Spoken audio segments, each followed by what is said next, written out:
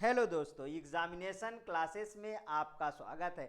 आज मैं आप लोगों के लिए क्यूब एंड डाइस का नेक्स्ट पार्ट लेके उपस्थित हुआ हूँ।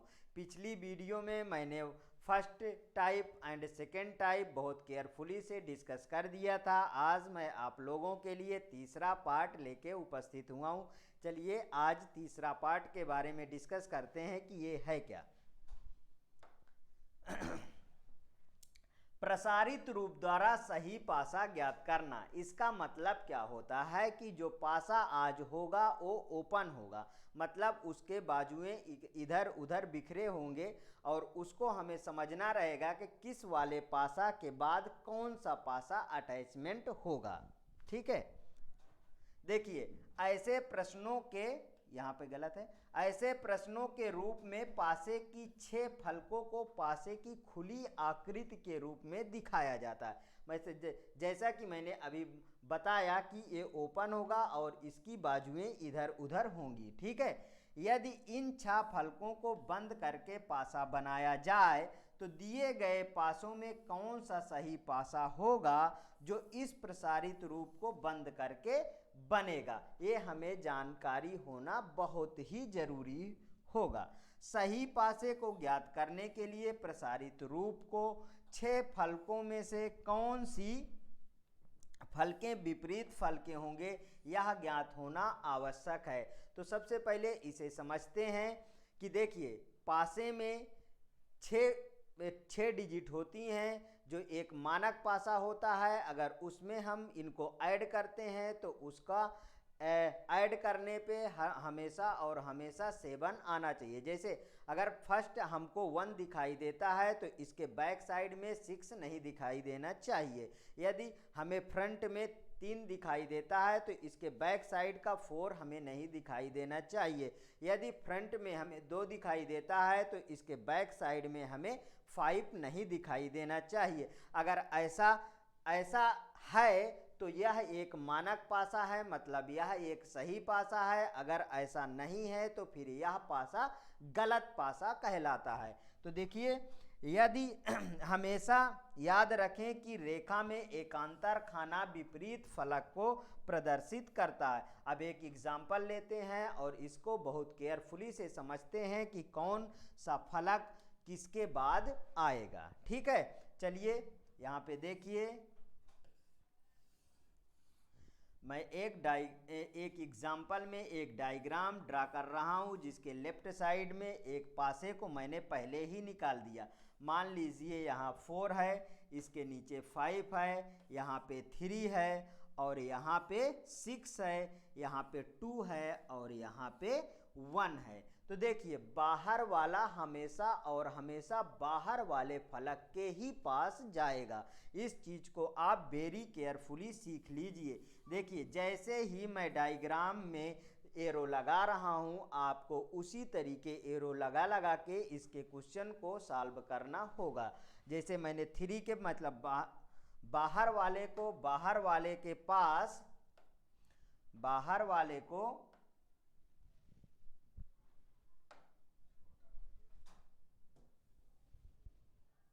देखिए नीचे चला गया था। हाँ, बाहर वाले को बाहर वाले के पास ही एरो लगाना है। इसके बाद अगर मैं देखिए जैसे फर्स्ट वाले को तो एकांतर में किसके पास जाएगा, ये 6 के पास जाएगा। 5 की बात करता हूं तो ये किसके पास जाएगा, ये 2 के पास जाएगा। अब मैं इसका पासा ड्रा कर रहा हूं कि पासा बनेगा कैसे। देखिए इसके लेफ्ट साइड में एक मैं पासा बना रहा हूं, आप इसको समझिए कौन और किसके पास जाएगा। ऐसे ही 4 ऑप्शन दिए रहेंगे, उसमें से आपको निकालना रहेगा कि कौन सा पासा सही है, कौन सा पासा गलत है। अब इस तरीके के एरो जब लगा लिए तो आपको कोई सा भी दिक्कत नहीं होगी। मान लीजिए यहाँ पे क्या है, यहाँ पे 2 है, तो देखिए 2 के बैक साइड में 5 है तो 5 नहीं दिखना चाहिए पूरे पासे में।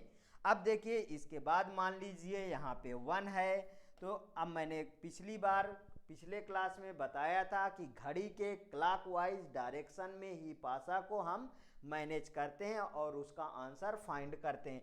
तो जैसे कि मैंने यहाँ पे 1 लिख दिया तो इसके बैक साइड में मतलब 6 नहीं दिखना चाहिए, क्योंकि एक मानक पासा में क्या होता है, अगर यहाँ पे 1 है तो इन दोनों को ऐड करेंगे तो कितना होगा, 1 और 6 का 7 होना चाहिए, मतलब कि 6 नहीं दिखाई देना चाहिए। अगर मैं 2 की बात करता हूँ तो 2 और 5 ऐड करो तो देखो कितना आ रहा है, मतलब 7 आ रहा है, मतलब 5 नहीं दिखाई देना चाहिए।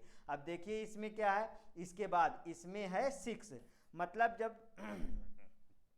क्या हुआ 216 मीन्स कि अब इसमें देखो कि अगर मैं यहाँ पे 1 लिखा हूँ तो 3 नहीं दिखाई देना चाहिए, और 5 लिखा हूँ तो 2 नहीं दिखाई देना चाहिए, और 2 लिख दिया तो 5 नहीं दिखाना चाहिए। मतलब अगर मैं 6 लिख देता हूँ तो फिर 4 नहीं दिखाना चाहिए, लेकिन 1 और 6 = 7 होता है, इसलिए यहाँ पे कभी भी 6 नहीं लिख सकते मानक पासा में। इतना समझ में आया। इसलिए अब देखो इसमें बचा क्या है, मतलब कि 4, तो बहुत इजी तरीके से इसमें लिख दो 4।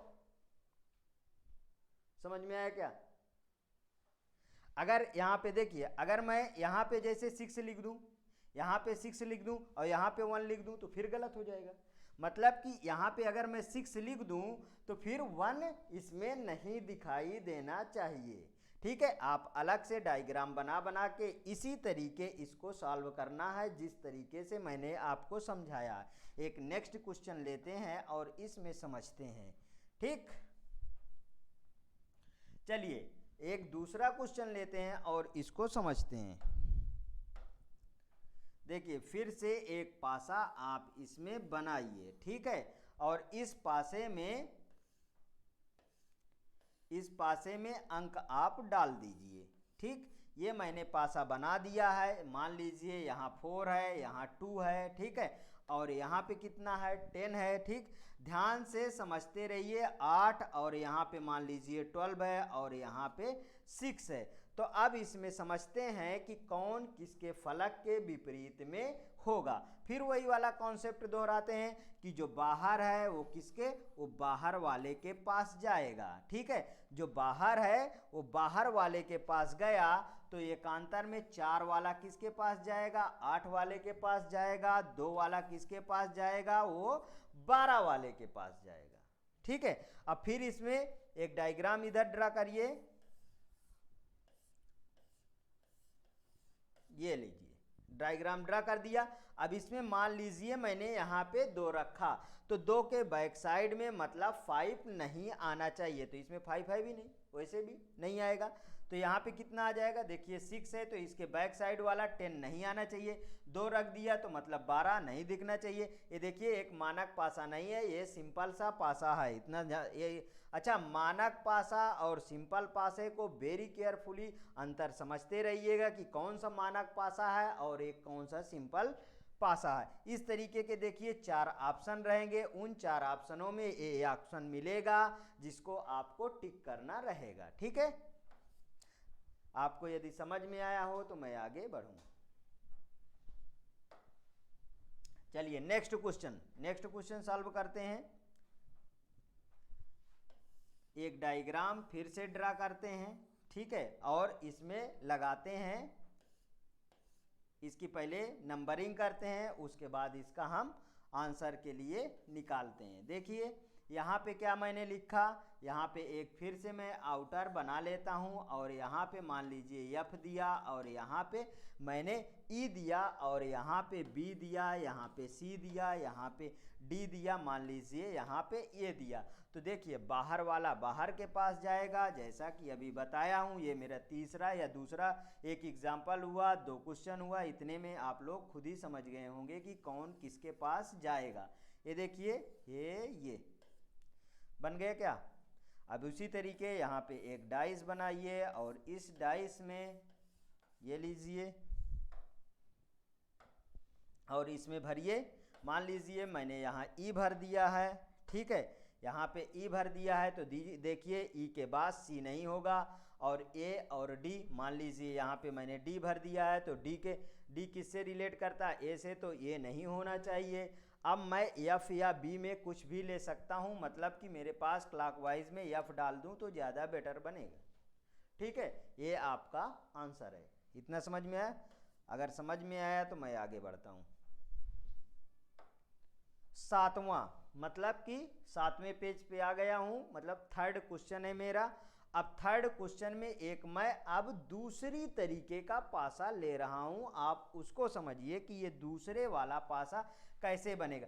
एक तरीके का मतलब कि डायग्राम टाइप का दिया रहेगा, उस डायग्राम टाइप में हमें अरेंज करना होगा कि कौन किसके पास जाएगा। इसमें ना तो नंबर होंगे और ना ही इसमें अल्फ़ाबेट होंगे, मतलब अल्फ़ा न्यूमेरिक नहीं होगा ना तो न्यूमेरिक होगा, ठीक है, और दोनों में से कुछ नहीं होगा, एक डायग्राम होगा। उस डायग्राम को हम समझते हैं कि कौन किसके पास जाएगा। यहाँ पे ध्यान से पहले बात तो इसको हम ड्रा कर लेते हैं, ठीक।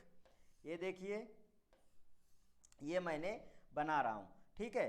अब इस तरीके को तो मैंने एक और इसके पहले समझा चुका हूँ, तो इसको हटाओ, ठीक। यहाँ पे अब इसको मैं ऊपर रख देता हूँ, मान लीजिए ये रख दिया। अब जब ऊपर रख दिया तो इसके बाद दो इसके नीचे, ठीक। ये कुछ ऐसे देखिए, एक डायग्राम क्रिएट करिए और उसमें समझिए कि कौन सा किसके पास जाएगा। मान लीजिए ये किया और ये किया, ठीक है, और यहाँ पे कोई ना कोई डॉट रख दिया, ये क्वेश्चन क्रिएट हो गया, ठीक है। तो अब देखिए, अगर मैंने आपको बताया कि बाहर वाला हमेशा बाहर वाले के ही पास जाएगा, वेरी केयरफुली इस लाइन को याद कर लीजिए। यहाँ ऊपर हो नीचे हो डजेंट मैटर, इससे कोई फर्क नहीं पड़ता है, बाहर वाला फलक हमेशा और हमेशा बाहर वाले से ही आप मैच करिए, ठीक है। ये मैं लाइन लगा दिया, देखिए बिल्कुल सिंपली तरीके से ऐसे ही आपको क्लासरूम में, एग्ज़ाम रूम में आपको लाइनें लगाना है और उस तरीके से आँख मूंदेंगे तब भी पासा बन जाएगा, ठीक है। अब बिल्कुल से मत आँख मूंदिएगा, थोड़ा ओपन भी रखिएगा। ये देखिए, ये मैंने क्या किया, एकांतर क्रम में मैंने इसको लगा दिया, ठीक है। तो फिर ये इसके पास पहुंच जाएगा क्या, ठीक, इतना समझ में आया, ये इसके पास पहुंच जाएगा। तो चलिए इसको ड्रा करके देखते हैं कि ये कैसा बनेगा, ठीक है। ये देखिए, सबसे पहले एक पासा को आप क्रिएट करिए और उसमें इसको भरना स्टार्ट कर देते हैं। तो अगर मैं इसको बात करूं तो देखिए, ये इसके पास यहाँ पे चला जाएगा, मतलब ये एक दिखेगा तो दूसरा नहीं दिखेगा। मान लीजिए मैंने इसको ऐसे इसमें ड्रा कर दिया, ये लीजिए, ये मैंने एक बना दिया तो दूसरा वाला फिर नहीं दिखना चाहिए। अब देखिए, ये वाला इसके पास है तो इसके देखिए राइट साइड में एक बॉक्स खाली है, तो ये वाला फिर नहीं दिखाई देना चाहिए। ये वाला इसके पास है तो इसके बैक साइड में ये वाला आ गएगा, दोनों प्लेन है तो फिर नहीं दिखाई देना चाहिए। इस तरीके के कंफ्यूजन क्रिएट करने वाले क्वेश्चन आपके एग्जाम में जरूर से जरूर पूछे जाएंगे, ठीक। अब इसी तरीके का एक और क्वेश्चन लेता हूं जो बहुत इजी तरीके से आप उसका आंसर फाइंड करेंगे। हाँ, आप खुद ही, मैं 2 मिनट आपको दे रहा हूं, आप इसका आंसर मेरे डायग्राम बनाते समय तक निकाल लीजिए। ये देखिए, ये मैं एक क्वेश्चन क्रिएट कर रहा हूं जो इस तरीके के भी डायग्रामेटिकली क्वेश्चन पूछे जाते हैं। अच्छा, इसमें देखिए 1 2 3, तो कितना बचा।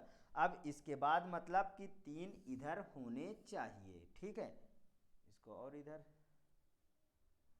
ठीक।